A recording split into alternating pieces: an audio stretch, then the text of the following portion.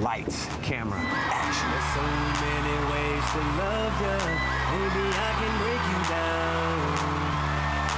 He's got the moves, he's got the tunes, and he's got the girls. He just oozes charm. Hi, I'm Layla. How you doing, Layla? Very well, how are you? Good to see you. Oh my gosh. At 33 years old, Usher Raymond IV has sold more than 65 million albums. We catch up at Burswood in Perth. Welcome back to Australia. You're here for 2 weeks this time, so you'll practically be a local at the end of it. Well, it seems that way, right? Can you say no worries, mate? No worries, mate. He got a record deal at just 15 years old, a kid who loved rhythm and blues. Man, I listen to older music, believe it or not. I listen to Michael Jackson, I listen to Marvin Gaye. By the time he was in his 20s, he was performing with his heroes, becoming an honorary godson to the godfather of soul, James Brown. Come on! Sometimes! He performed at a 2001 tribute to Michael Jackson. But the highlight was being pulled aside later by a producer for a big surprise. So he takes me backstage and he says, "You remember I told you this would be a night that you'd never forget? Well, you're going to perform with Michael Jackson tonight." And it was Usher who sang a final tribute to Michael Jackson at the King of Pop's memorial service. Gone too soon. The hardest part of it for me was performing in front of his mother and father. I mean, one parent would never imagine having to bury his or her, child. Born to a humble family in America's South, Usher now travels the world with hundreds of cast and crew, 7 chefs, and a mountain of props and costumes.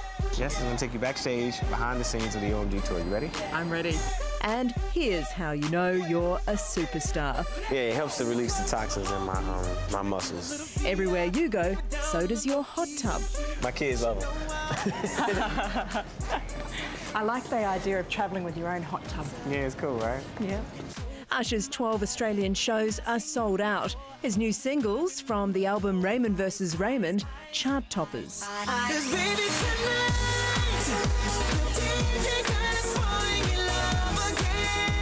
It's a little more poppy, would you say? You know what I'd say that it's a little bit more relevant.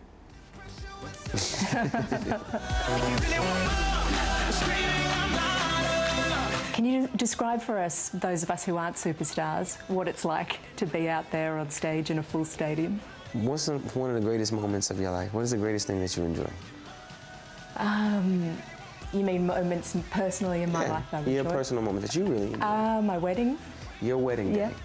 Okay, well, you have another one. I guess... Come on now. You do this for a living. Come on now, I'm putting you on the spot. I hate answering the questions. I really prefer asking them. Turns out you just can't compare anything to superstardom.